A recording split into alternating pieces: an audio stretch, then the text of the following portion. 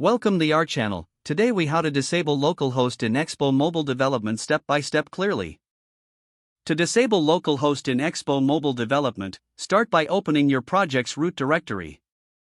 Locate and open the app.json or app.config.js file in your project. In this configuration file, find the package or opt section. If it doesn't exist, you'll need to create it under the main object. Inside package or ops, add a new entry called assetexts. Set assetexts to an empty array. Next, add another entry called sourceexts. Set sourceexts to include only the extensions you are using, like JS, JSX, TS, and TSX. Next, scroll down to the Expo object in the configuration file. Locate the host field within the Expo object. If it is not present, add the host field. Set host to tunnel. This setting ensures that your app is accessible over the internet, rather than only on localhost. Save your changes to the configuration file. After saving, reopen your terminal. Navigate back to your project directory if you are not already there. Run the command expo start.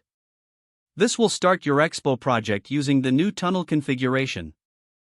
Once the development server starts, look for the prompt displaying the tunnel URL. You can now use this URL to open your app on a mobile device.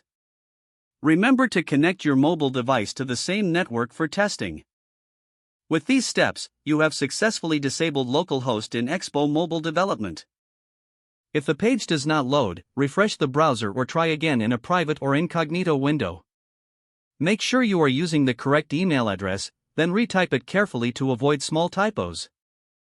If your password is not accepted, use the reset option and create a new strong password you can remember. Check your spam folder for verification or security emails, then complete any requested confirmation steps. Enable two-factor authentication if available to improve account security and reduce unauthorized access risk.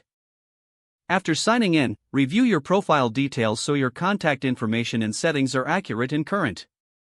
Don't forget to like this video and subscribe to our channel for more step-by-step tech guides.